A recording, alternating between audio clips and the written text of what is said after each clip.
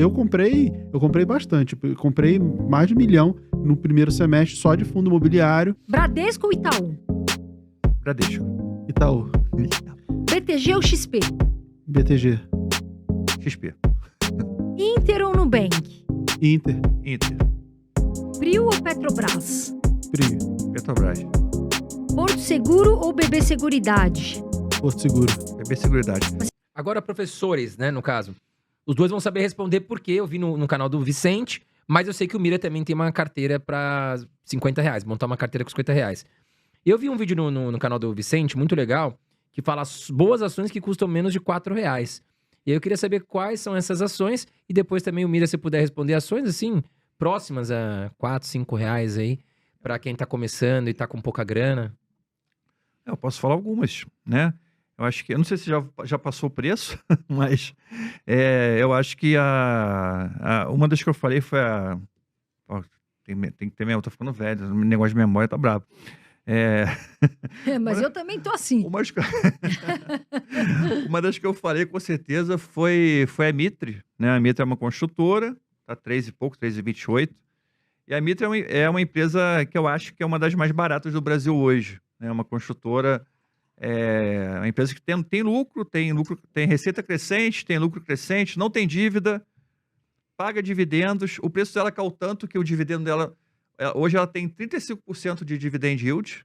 Ô, louco. E não é o dividend yield não é o dividend yield fake, porque na verdade foi porque o preço dela caiu, né? O dividendo dela praticamente continua o mesmo.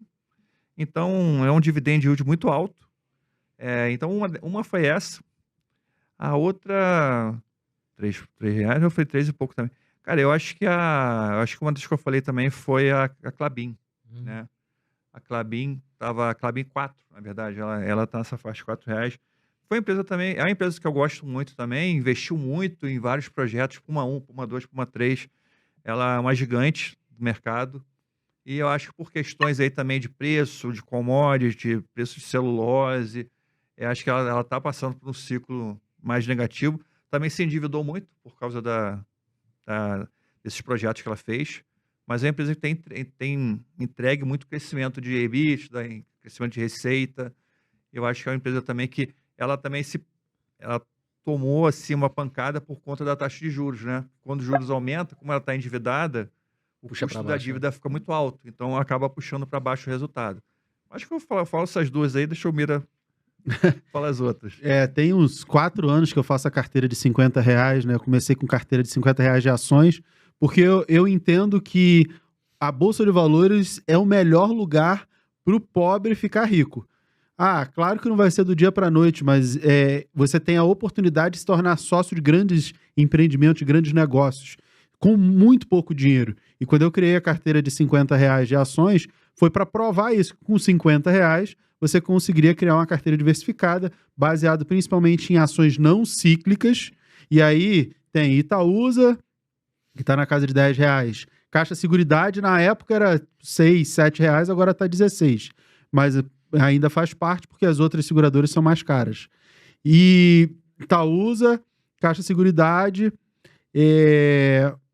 saneamento, Sanepar, SAPR4 e não a 11, né? Tá porque 5,30, aí acho. é 5,40. por aí, na casa de R$5, R$6. E elétrica, se não me falha a memória, é Taesa 4, não a 11, não a Unity, que aí você tem uma de cada setor, dos 4 setores perenes da Bolsa, ações não cíclicas, e aí para completar, Klabin 4, KLBN 4. Essa não vale, você já falou.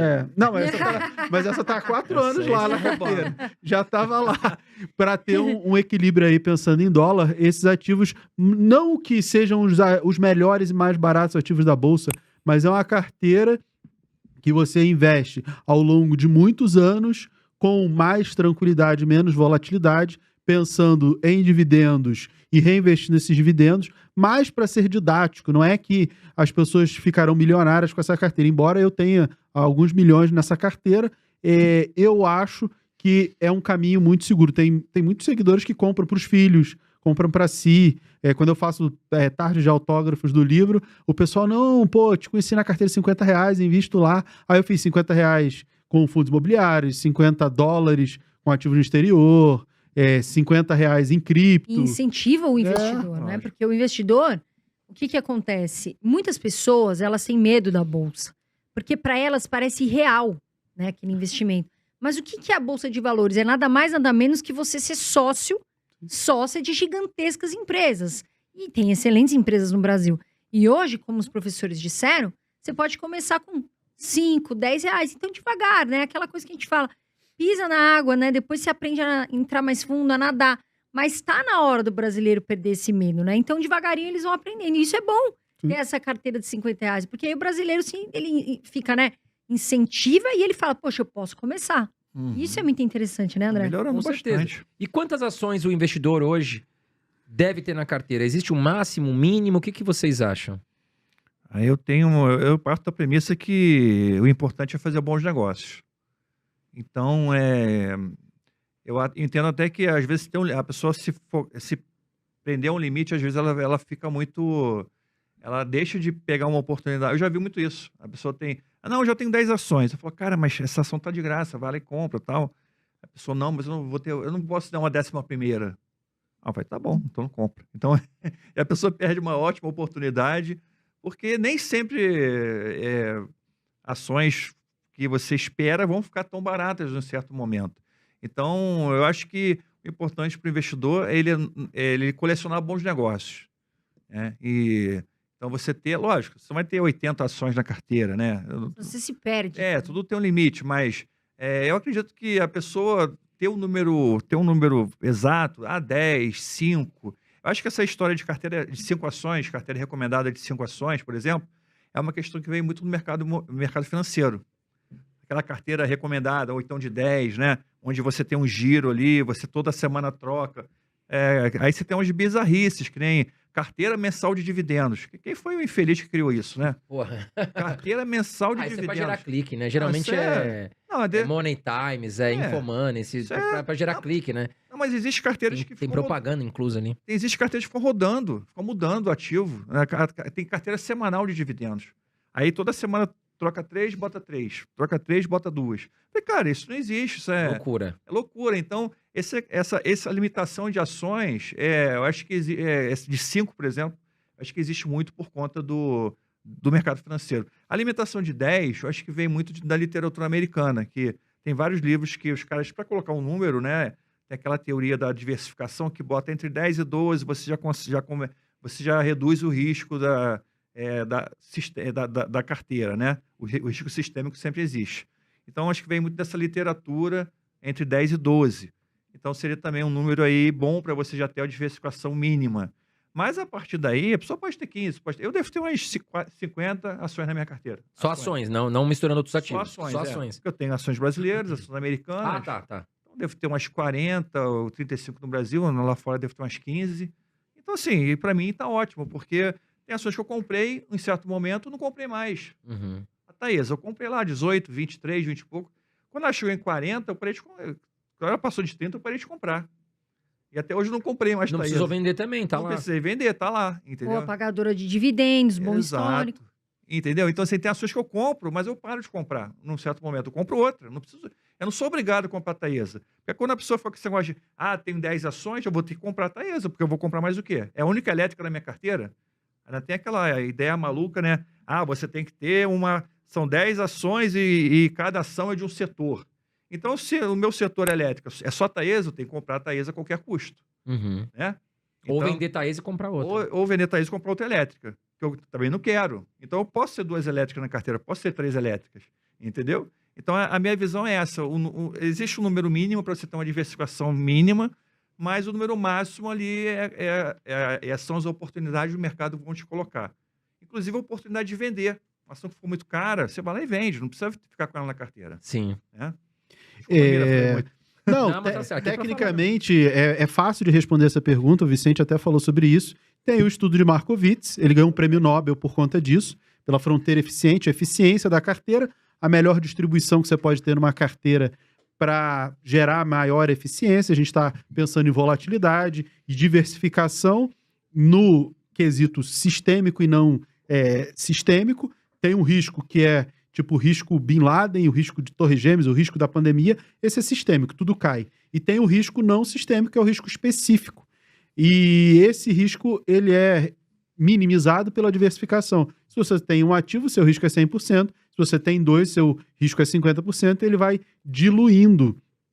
E aí, segundo essa teoria, se você tiver aí 12, 16 ativos, se você passar de 20, você começa a pulverizar a tua carteira e você já não tem o benefício da diversificação. E aí é importante que as pessoas entendam isso, que é focado em diversificação para diluição de risco. Por quê? Porque eu, por exemplo, tenho uns 40 ativos lá na carteira e tá tudo bem. Mira, mas você está pulverizando? Não, porque eu não estou focado em diversificação. Eu estou focado em diversos ativos geradores de renda, múltiplas fontes geradores de renda. É outro objetivo. Se fosse apenas para ter o objetivo de diversificação, quantos ativos eu teria? 12 ativos, que é o que eu recomendo para quem está começando. 12 ativos dos 4 setores não cíclicos da Bolsa, 3 ações de cada setor, acabou. Porque você tem consegue 3 acompanhar vezes também, 4, né, 12, professor? beleza, você tem lá a sua carteirinha de ações com os 12 ativos, você vai conseguir tranquilamente, pega o ano tem 12 meses, pega cada mês, você estuda uma empresa, passa aquele mês inteiro, estuda uma empresa, porque ela não vai mudar de um mês para o outro, nem de um semestre para o outro, vai ser muito difícil a empresa mudar muito. De um ano para o outro, talvez ela mude um pouco. Você consegue, ao longo do ano, estudar as 12 empresas, ter ali na sua carteira tranquilamente os 12 ativos, tá diversificada a sua carteira, tá tudo bem. De repente, com R$150, você consegue ter 12 ativos da sua Exato. carteira lá, 3 de cada setor, dos 4 setores mais perenes da seguros. Bolsa. É o que você precisa pensando em diversificação, vai ter uma carteira diversificada, vai reduzir o risco. Para esse objetivo de diversificação, que é o que muita gente procura, 12 ativos é uma quantidade que está ok. Você pode ter 10, você pode ter 15? Pode. Mas 12 está ali no meio do caminho. Muito mais do que isso, você já perde o benefício da diversificação. Se você tiver outros objetivos, beleza, não tem problema ter mais. Mas entenda que o benefício da diversificação, ele vai perder o efeito. Então, Sim. 12 é uma quantidade ok para ações. O Markowitz, ele diz uma coisa que é muito importante, que é total de ativos na sua carteira. Não são total de ações, é total de tudo. Renda fixa, renda variável, ações, fundos imobiliários. Esse número de 15, 16 aí, você já teria uma grande diversificação, é contando tudo, porque você está pensando no movimento de cada ativo, ou seja, na volatilidade, desvio padrão e o conjunto disso aí na sua carteira. Perfeito. Mas ações, dá para ter 12, ter mais um pouco de fundo imobiliário, mas se você está pensando em renda, faz sentido. Se você está pensando apenas em proteção, diversificação para reduzir o risco, 12 ativos de tudo já está de bom tamanho. Exato, eu também acho. Eu vejo muita gente, foi o Mira falou uma coisa muito importante, né? Diversificar e pulverizar. Porque às vezes a pessoa ela tem 30 ações e ela acha que está diversificando. Só que, na verdade, se ela não acompanha essas 30 ações, vamos falar, empresas, né? Porque não é um papel que você compra a massa e joga fora, né? Você está comprando ali uma ação de uma empresa. Você começa a se perder. E aí você já não sabe mais, então você acaba pulverizando e se perde. Agora, eu vi um vídeo, Vicente, no seu canal, falando sobre banco. Qual é o banco, né, que tendencia aí a preferência? Depois eu quero saber a preferência de vocês, mas que tendencia a pagar mais dividendos nesse ano. Uhum. Qual é esse banco? Conta pra gente. Qual é o banco, o campeão aí que pode ser de dividendo? Olha, boa pergunta, hein? Mas assim, a gente tem algumas projeções que a gente faz na VG Research, aí com base, né, no caixa da empresa, de quanto que ela tem de provisão, quanto que ela tem de lucro esperado. Então, os campeões, na nossa visão, vão ser Banco do Brasil e Bradesco. Tá? Então, a gente tem os dois aí uma expectativa de dividendos na faixa de 10%, podendo ser até mais. Tá? Eu gosto mais do Bradesco, porque eu vejo ele mais descontado hoje no preço, né? Tem mais potencial de valorização. Eu acho que o Banco do Brasil não é que está caro, mas ele está praticamente no topo histórico. E enquanto o Bradesco está bem longe do seu topo histórico, então assim, tem um potencial ainda de valorização. Eu vejo um banco que pouca gente está falando, né, que é o BMG, que é um banco BMG que ele está lá esquecidinho, coitado, né? E é um banco que deve pagar também uns dividendos bons, já faixa de 10, acima de 2 dígitos E também. é barato, né? Barato. Exatamente. Teve um ano que foi um banco que mais pagou dividendo na minha carteira. Deu 18%. né? Eu acho que foi em 2023, 2024 também deu uns 12. Então, assim, é um banco que também pode pagar aí mais de 2 dígitos, né? Então, acho que esses 3 aí... Mas acho que, em geral, os bancos estão baratos, né? Todos os bancos estão baratos. Não vejo, assim, um banco que eu olho e falo, pô, esse banco não dá para comprar porque está muito caro. Todos estão com um bom dividend yield, estão com preço, né, razoável. O Itaú está um pouquinho mais esticado, mas o Itaú está com muito lucro, muita rentabilidade. Sempre se supera Sempre o se Itaú, né? superando, tá com yield de 8% aí, pode continuar. Então, acho que todos estão... Não tem nenhum banco caro hoje, mas esses aí são minhas preferências. O Bradesco e o BMG. E você, Miriam? Eu gosto de banco, né? Eu trabalhei em banco, né? Eu trabalhei no Banco do Brasil. Eu adoro o banco quando eles pagam a gente. Eu gosto de ser sócio e não gosto de ser cliente, né? E nem funcionário. E nem funcionário. Isso é legal. Porque eu falo do Bradesco, o pessoal, Bradesco é uma droga, o Bradesco atende mal, o Bradesco, o cartão não funciona. Eu falo, cara, você não tem que ser, não é cliente do Bradesco, é dono do Bradesco. Você tem que gostar do banco. Eu tenho ações do Bradesco, eu fiz, comprei através de opções, numa operação que eu fiz, comprei agora a 11,30, ainda ganhei dinheiro na venda da put, ficou até mais barato que isso. Acho também que ele ainda está barato, ainda tem upside, tem potencial, ele está entregando o resultado, o novo CEO está fazendo uma reestruturação, só que o resultado que ele entrega não é suficiente, porque como a taxa de juros está muito alta, o mercado quer mais e mais e mais. Por isso que ele está pouco a pouco valorizando, ainda tem muito espaço para destravar valor. Banco do Brasil é um banco que eu gosto, também a maior posição em bancos hoje é Banco do Brasil. Eu meio que dobrei posição na última operação. Também foi via opções, comprei ali na casa dos R$24. Tá barato? Tá, porque tem o risco governamental, então o Banco do Brasil sempre vai estar barato. Sempre tende a pagar, se o governo mudar o payout, né, a direção do banco não mudar a proporção do quanto distribui de lucro, tende sempre a pagar bons dividendos. Itaú é o banco que eu mais gosto. Por quê? Porque o Itaú é a máquina. Ele parece que ele joga outro jogo. Ele não parece que ele não joga o mesmo jogo dos bancos, porque ele tá sempre lá, superando. Quando sai resultado, né, tá para sair o resultado dos bancos essa semana, inclusive, você olha lá, veio em linha com o que o mercado esperava. Ou veio um pouquinho abaixo, veio ali na média do que todo mundo espera. O Itaú, assim, desde que eu me lembro de acompanhar banco, sei lá, mais de 10 anos de resultado de banco, aí ele sempre supera, ele vem sempre um pouquinho a mais. O mercado esperava 10, vem 10,5, vem 11. Esperava 11, vem 11,5. Cara, ele sempre consegue. Que você fecha o olho e fala, dá pra ir. Se fosse para fechar o olho assim, para não esquentar a cabeça, o Itaú. E o Banco do Brasil, ele geralmente tá barato, né? E um banco que também é assim, que joga um outro jogo, é o BTG, né?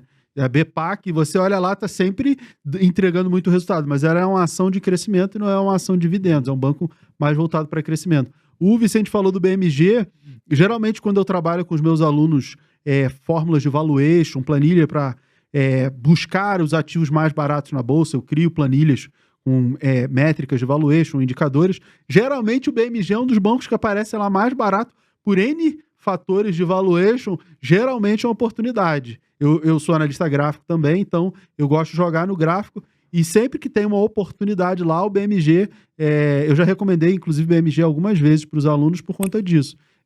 Normalmente por indicadores, ele tende a ficar barato, mas o banco que eu mais gosto, Itaú, via Itaúsa, mas eu tenho muito Banco do Brasil e Bradesco, eu estou bem posicionado nesses 3 bancos. Dá para pegar bancos menores? Dá, mas eu também gosto de bancos maiores, mais liquidez, porque eu opero via opções. Então, como eu faço trade com opções, protejo, alavanco, via opções, eu acabo preferindo o que tem mais liquidez. Aí o banco pequeno, você acaba não tendo liquidez, fica mais na compra e recebe dividendo, ou compra e espera subir. Eu particularmente, o que eu acho que, depois que você tem muito tempo, eu vou fazer 29 anos no final... 29 anos. Eu vou fazer 46 anos no final do mês, dia 29. Eu ia falar que você tá acabado já, com 29 anos.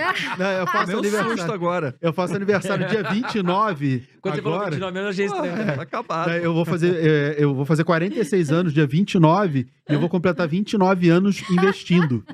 Então são 29 anos investindo. Então eu já trilhei algum caminho, eu já tenho alguma história para contar. E o que eu aprendi, o que eu acho mais fácil?